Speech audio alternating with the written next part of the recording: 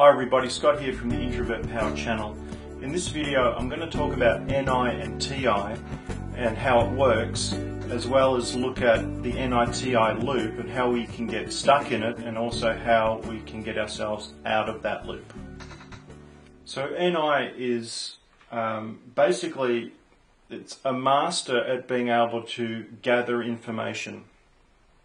It just gathers it all the time from everywhere. So, and it's been, for the INFJ, it's been doing that since birth, and it just gathers lots and lots and lots of information. And this gathering happens both consciously and unconsciously. Now, this illustration might look similar to the other video I did on INFJs. The INFJ secret, but the illustration here is actually a little bit different. And what happens is TI, when it's well developed, it's like it comes up and it's able to sort of tie thoughts and ideas together. It even, through that process, can kind of create other thoughts and ideas that it bounces off. And it can create a logical argument or a logical sequence, and what it can do is basically take in all of this, more like take out of all of the NI information a logical framework in which to either make a decision on or talk to someone about problem solving, things like that. And in a way, what it can look like in the outside world is something like this.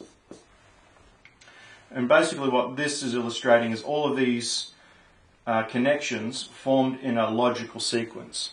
And then the INFJ, uses their extroverted feeling to put the information sort of out into the world. Now, this is why I think some INFJs can be mistaken for INTJs, because they're able to communicate their TI in a logical way in the external world, tricking people into thinking that it's extroverted thinking, where it's actually not. It's introverted feeling, because when someone's communicating from TE, it's a lot more, could appear a bit more sharper.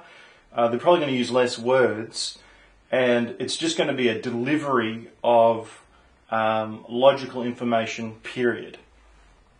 Whereas for the INFJ, there's going to be logic to it, but it's going to be more personalized to the receiver or to the group or whatever. And there's probably going to be more words involved as they find the right words to extrovert their logic with their extroverted feeling function. That's why I think INFJs are very good at helping others at making sense of complex systems, is because they spend all of this time in their introverted intuition, gathering, thinking, processing, and then TI is able to break it down into a framework, if you like, that can make sense to other people. If the INFJ just shared this information unfiltered, so to speak, it would just be gobbledygook, basically. I think that's what happens or can happen for some INFJs if they're in a conversation, or especially like if it's a group discussion, things like that, is when an INFJ is in a group discussion, they're most likely going to be wanting to listen more than contribute. Not all INFJs, but some INFJs might relate to this. And in a sense, what's sort of happening is the group discussion is acting kind of like an external stimulus. And we could almost represent, if we in this illustration, like that might represent the INFJ's internalizing of the group discussion, and it ends up firing and connecting everything that's being shared in the group, starts connecting to all these other ideas that the INFJ has either been thinking about or unconsciously taking in over their life. And for some INFJs, when that's happening, they get quiet. And they're just busy processing, thinking. And that's can be why for some INFJs it's very difficult to contribute in the middle of a group discussion because all of this is going on. So, everybody sort of turns to the INFJ and says, what do you think? And if it's halfway through a discussion, this is kind of what they're thinking about, but if they were to put all of that out into the world, it would just not make any sense. And of course, with that sensitivity or vulnerability to feeling misunderstood, sharing this in this form would just be disconcerting.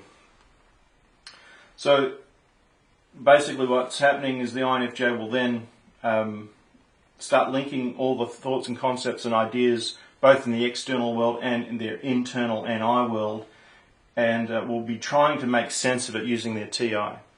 And that partly why they're getting quiet is they're in their TI. And so an INFJ, once they've sort of finished processing, they've finished thinking on an issue, they're probably going to be able to communicate it in quite a clear and concise, logical manner, and just delivers it out into the world. Of course, this can be anything. So, provided the INFJ is engaging in the outer world and taking in new information, sharing their thoughts and ideas, having them challenged and so forth, getting feedback back into their NI, then everything, in a sense, is going smoothly. So INFJs are really good at understanding complex ideas, complex systems, complex people, and able to make sense of it in a very logical way using their TI. Very good at understanding the outer world and other people. But the Achilles heel for the INFJ, or their blind spot, is that same level of insight and clarity doesn't seem to be able to be done to the self, in their own world and life. It's just like not as powerful or as reliable.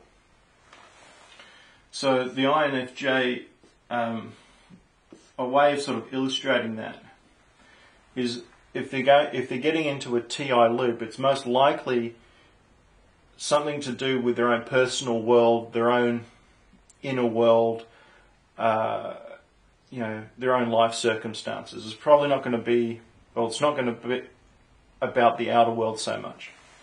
A way of illustrating that is that sort of logical tying together using the TI. It's like there's missing segments, missing data, so to speak, which causes the INFJ to kind of do a loop. I think the main reason for that is because INFJs are so confident with their ability to understand complex things, that when they find themselves in this situation, they can sort of go even more inward trying to find the answer. It's like they close themselves off from the world to figure it out, or at least close themselves off from the outer world in this particular situation or context. Believing that their NI, can figure this out, because it's so good at figuring things out.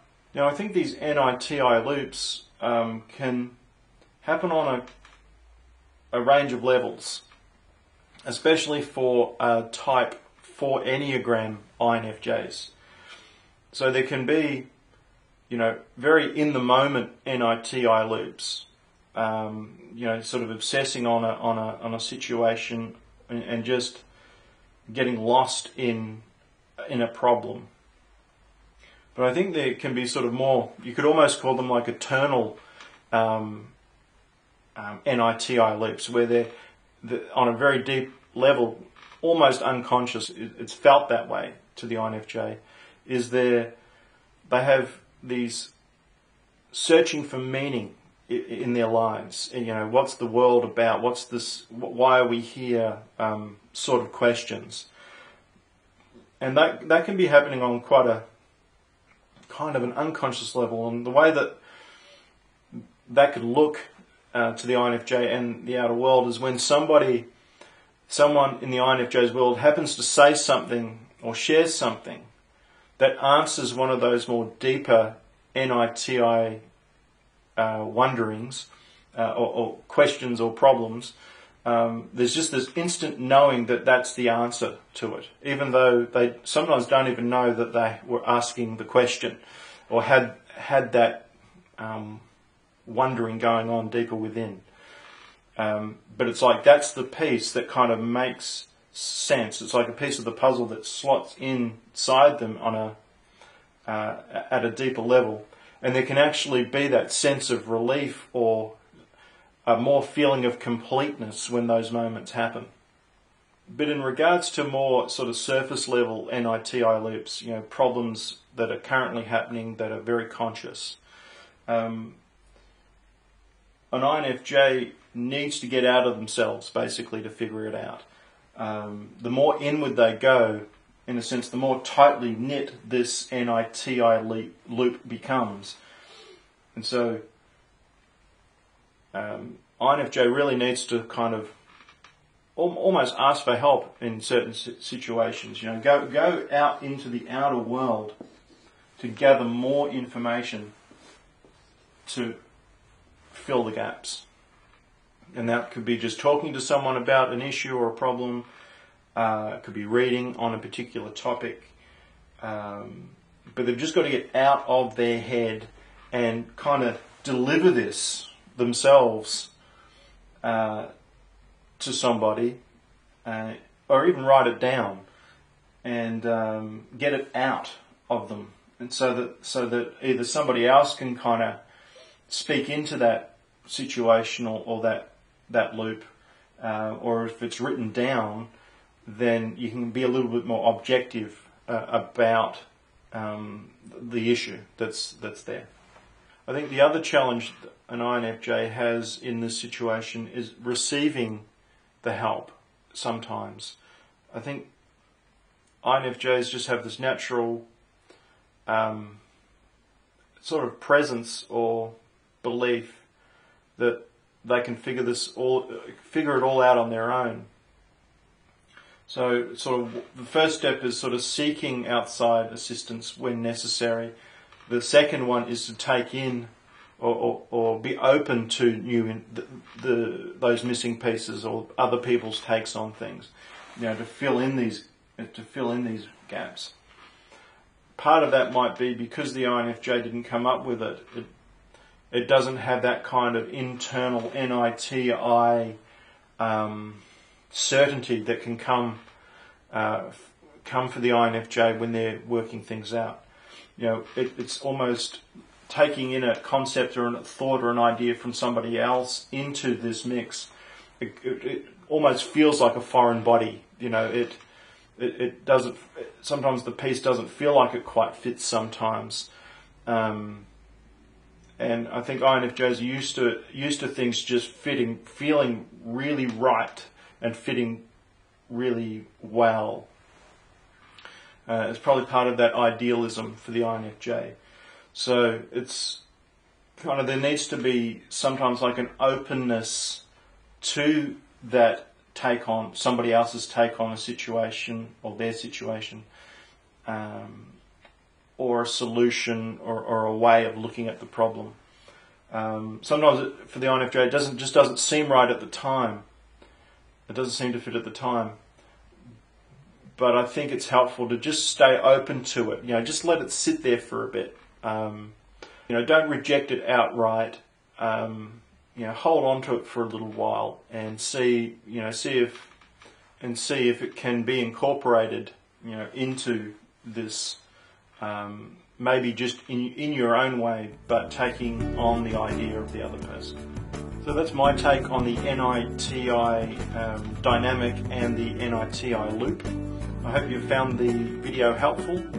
And thank you for watching, and I'll see you in another video.